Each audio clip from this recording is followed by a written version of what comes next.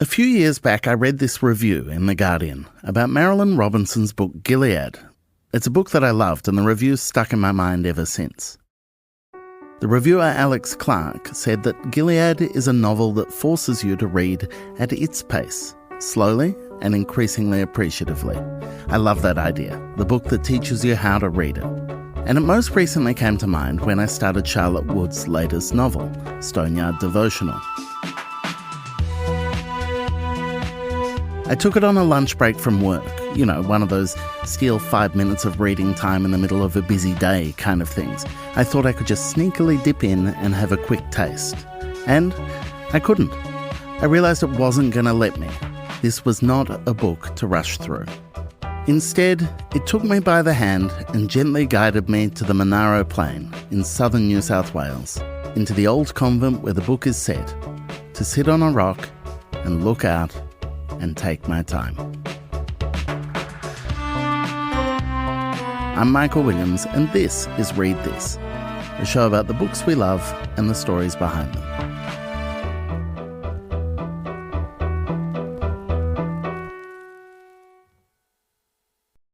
Yard Devotional is a beautiful book about grief, about solitude, about what it means to live a good life and what we owe one another. Long-standing fans of Charlotte Wood will be thrilled. It's her 9th book, but it was her 2016 novel, The Natural Way of Things, which broke her out in a massive way. She won the Prime Minister's Award that year and the Stella Prize, and was an international bestseller. A stage adaptation of her follow-up, The Weekend, has just finished an acclaimed run at Sydney's Belvoir Theatre, and her last book before Yard Devotional was a work of non-fiction called The Luminous Solution. It was all about creativity and the inner life, but it was also about the idea of resilience, of how we might marshal our strength to get through difficult times. It was a concept that was to have unfortunate, far-reaching resonances in Wood's own life in the months following its publication. Yeah, we had a big bomb go off in our family last year, which was that my older sister was diagnosed with breast cancer. She was the same age my mother was when she died of cancer. Then she, as big sisters do, said, right, everyone go off and have scans, which we did just to kind of please her, really. So 6 weeks after she was diagnosed, then I was found to have breast cancer, and then a week later my younger sister was also found to have it. Where everyone's fine, I need to say that quite immediately. So I'd written a draft of the book, a very sparse first draft, and I got to the sort of penultimate scenes, the scenes that really, in terms of the story, end the book. And then I got up to go and do some grocery shopping, and while I was in the shops, the phone rang, and it was the breast screen people saying, you've got to come back and have more tests. So that was like, what? And, I think about that timing. I think if that hadn't, I don't know what would have happened to the book if I hadn't just done that morning. But anyway, the relevance of this to the novel is it was a psychic catastrophe more than physical catastrophe, because we had the best kind of cancer you can have and all of that. But the shock of it was so deep and so powerful for me anyway. And so then when I went back to revise the book, I'd already wanted to try and write a book that wasn't going to explain things and wasn't going to hold the reader's hand very tightly. And also, it was about grief and about my mother. And so then when I went back to it with this new experience, a shedding had taken place of trivial things, of unimportant things. And so I went back almost like a kind of skeleton going back into writing, but in a good way. It was with more of a commitment to a book where nothing extraneous was to remain in the book. Yeah. And I think it really helped give the book a depth that it might have started to have. But when I went back to it, it was with an understanding that we are mortal. Now, that sounds so silly because we all know that. But we also all walk around pretending we don't know that. And I understood from my experience that that was a rehearsal for me, and that it's going to come, hopefully when I'm 107. But how do you live a good life, a full life, while not turning away from the knowledge that we're going to die. That's what I wanted the book to sort of grapple with. You mentioned that the main character's mother is in no small part your own mother on the page. And I'm always reluctant when chatting to an author to ascribe autobiographical things to it. No, but I've been quite open about that. I mean, it is the most personal book that I've written. And I found myself wanting to write about my mother, who was quite an unusual person. She was very, very self-contained, is the words I always use to describe her. She had a deep kind of reserve and a need for privacy. And when I say privacy, it's a sort of emotional privacy, I guess. And the narrator respects that. You know, there's no sense that she thinks, oh, I wish she'd opened up to me or anything like that. But she's preoccupied with her mother and not her father, because she says, I knew my father. From the moment I was born, I knew my father, and I would never, if he'd lived a long time, I would never have known him better than I knew him, by the time he died. Whereas she said, I just could never know my mother in the same way, although there was no question that they loved each other, they trusted each other. But, when you're relatively young, when the parent dies, all of your grief initially is for yourself, of course. I'm now the age my mother was when she died. I'm 58. She died at 58. And now my grief is for her, for what she lost, what she never got to do, or the grandchildren she never got to meet. How old were you when she died? I was 29. So not a child by any means, but sort of still just undone by it, Your grief, well, speaking only for myself, it subsides, it lessens over time, but it doesn't go away, and it changes texture, and it kind of surges at certain times. There are things that you think, oh, God, I wish they were here for this. But also sometimes you're just overcome by it for no reason at all. One of the things the narrator talks about is this shame of still carrying this grief that she thinks she should be over. It's embarrassing to be stumbling around as a middle-aged woman still wanting your mummy. Do you think you're like her? No, I don't think I am. I think I'm a lot like my dad. I guess one of the propellers for the work is that sort of, that difference is a preoccupation. Because I'm not as private as she was, and I'm not as, she was a very kind woman, and who did do good acts in the world, like genuinely, practically. I think especially when you're young, people don't believe in genuinely kind people, And the narrator says it's always confused me that people seem to think that habitual kindness is some kind of mask or disguise or a lie. And she says, but it was true. She was. And my mother was. And in some ways, maybe she could only do those sorts of kind things for people because she had a sort of separateness from people at the same time.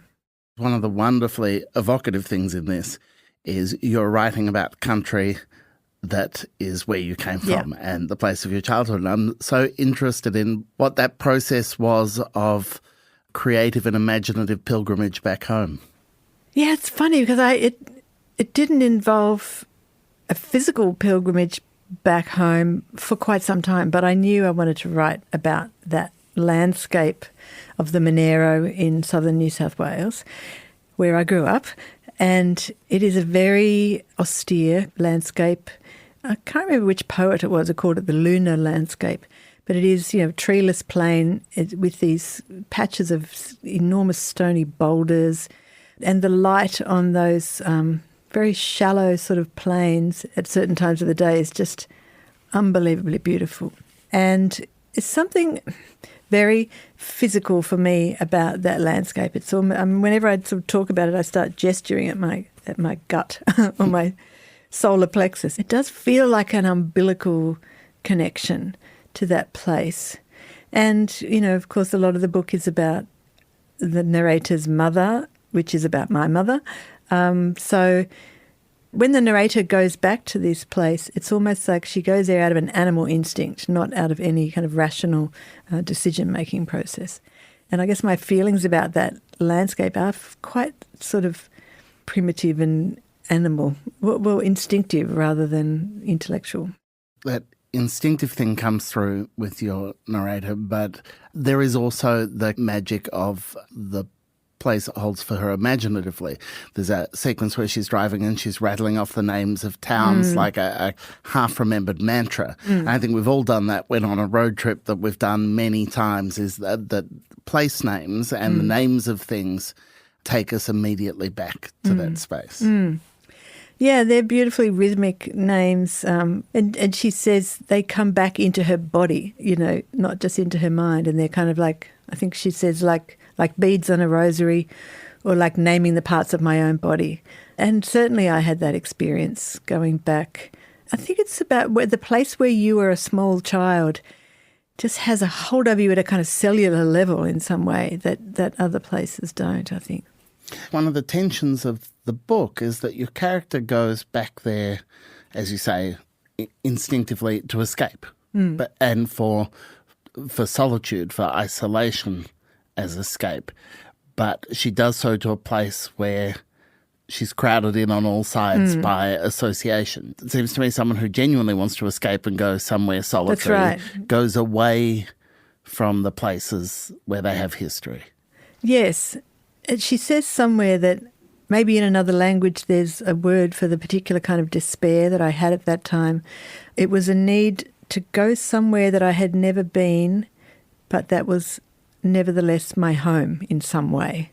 So she goes to this religious community of nuns where she's never been, and it's not, her home as in not even in the town where she grew up, but sort of nearby. So it was some sort of homing instinct, I think. And I've only thought about this since the book was finished, but there's a sense that kind of bare bedrock landscape understands her.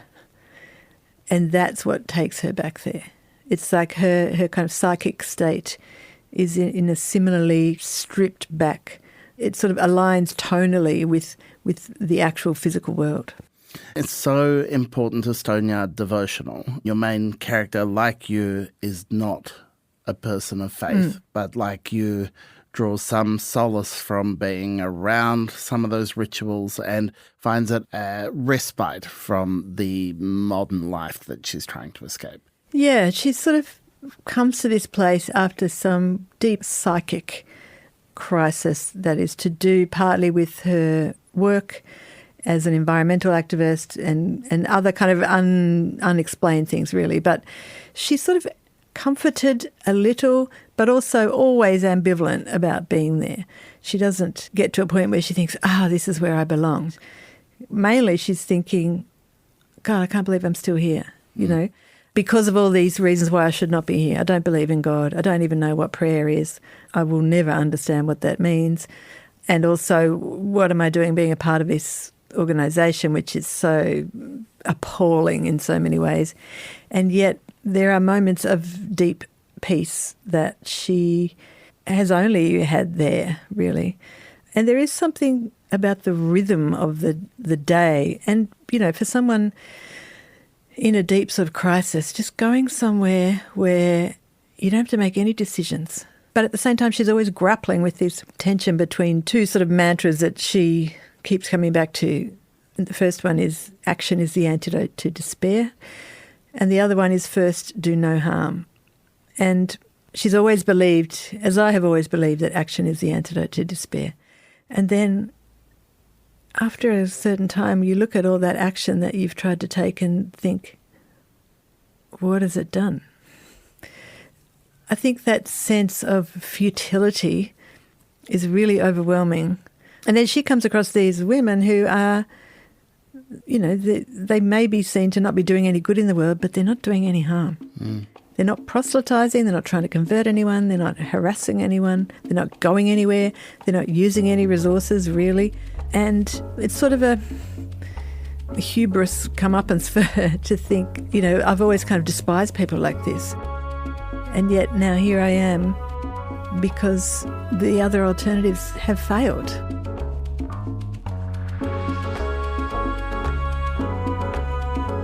We'll be back in a minute.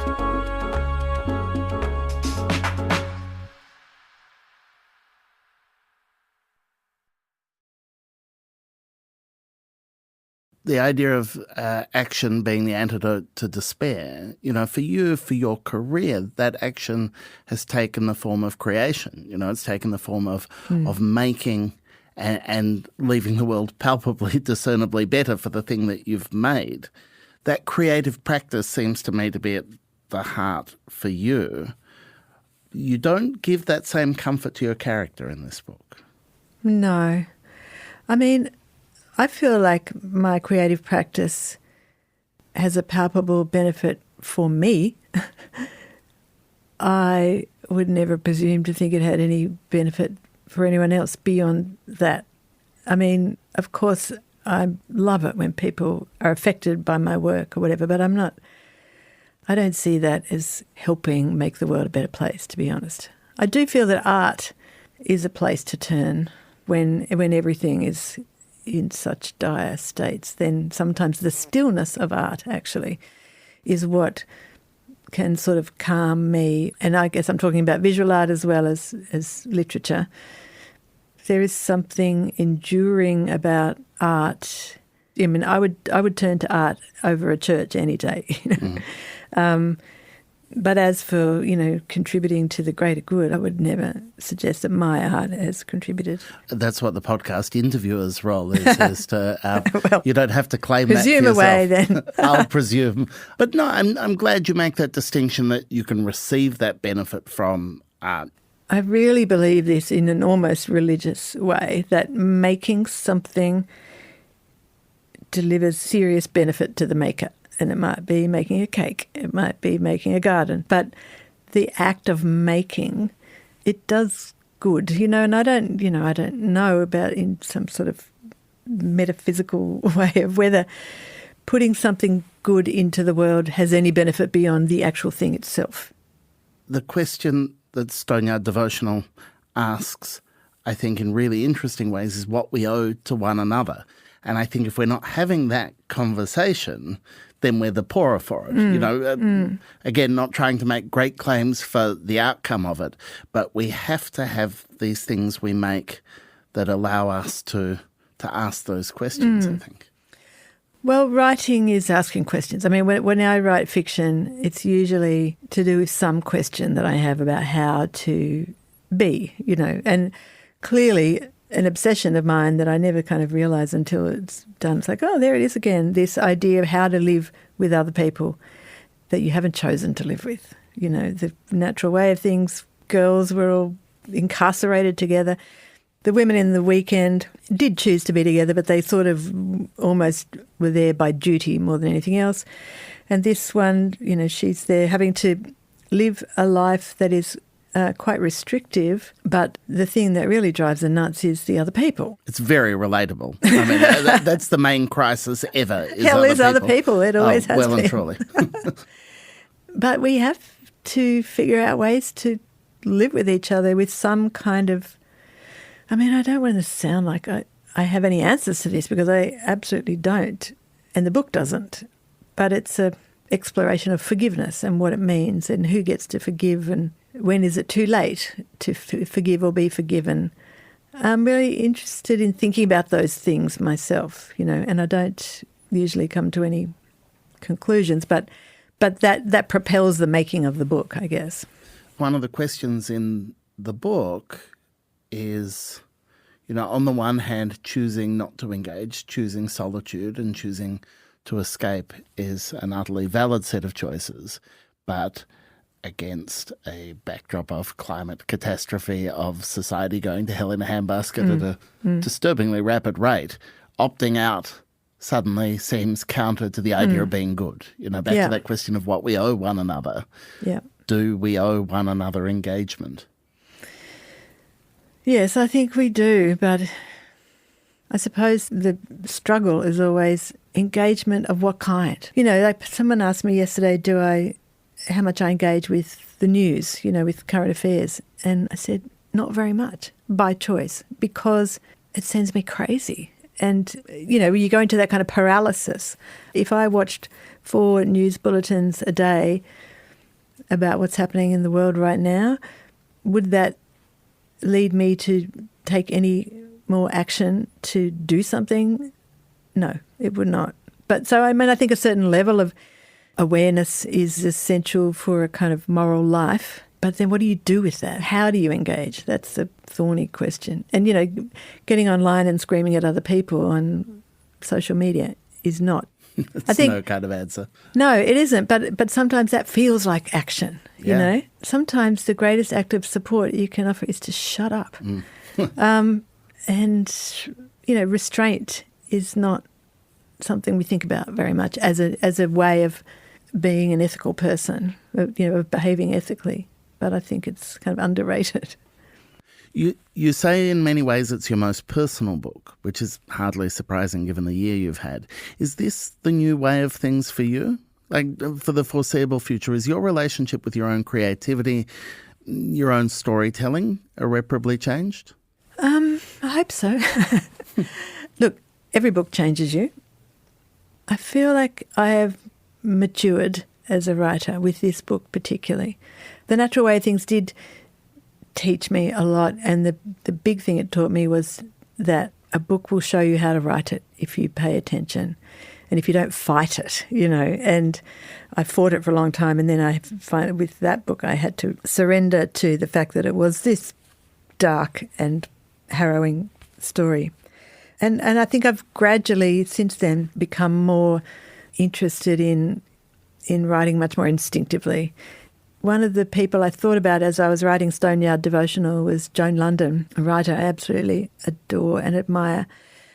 And I interviewed her years ago, and she talked about allowing a book to come rather than forcing it, which is what I'd always done. And I was so kind of inspired by this, and she would write little notes to herself, as writers do all the time, and then she would purposely lose them in her writing room or wherever, and maybe even in the house. And then later she would sort of come across them as these little gifts, and she said, and I would just catch them as lightly as possible. And she said, I've got lighter and lighter. And I found that so beautiful and inspiring. And the other thing she said, she had spoken to one of her kids, I think, who'd told her this quote from André Gide, who said, art is a collaboration between God and the artist, and the more God has to do with it, the better. By which I took to mean, God as the spirit of art, as the unconscious, as the unknown force of art. And that's what I'm interested in doing now, just giving that a lot more rein and not questioning it. And my brother said a beautiful thing to me about the book. He said, I felt like I was in a river. I felt it was a river carrying me. I don't know why that makes me really emotional. But I loved that it was sort of, he was carried by the book. If anybody else feels that way, it's because of trusting that your art instinct is doing the work for you, and you have that instinct to put two quite strange things next to each other, or to put a mouse plague in the middle of a nunnery, or to, put these strange things together, and that it makes sense without you having to make sense of it, if that makes sense. It does. I think you've once again shown us every reason to trust your instincts. It is a privilege to read and a privilege to chat to you today. Thank you so much, Michael. Thanks for having me. Charlotte Wood's latest book, Yard Devotional, is available at your local independent bookstore.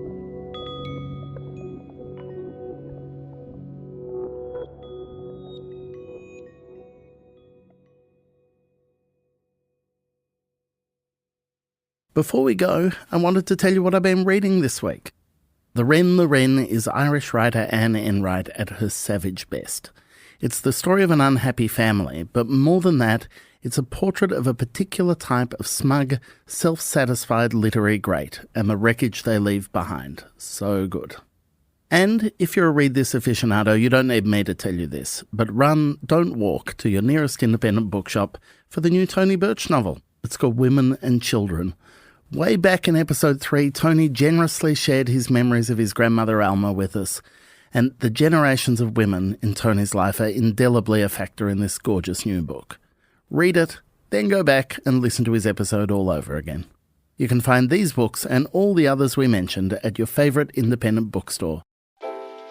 Or if you want to listen to them as audiobooks, head to the Read This reading room on Apple Books at apple.co/readthis. There's a link, as ever, in our show notes.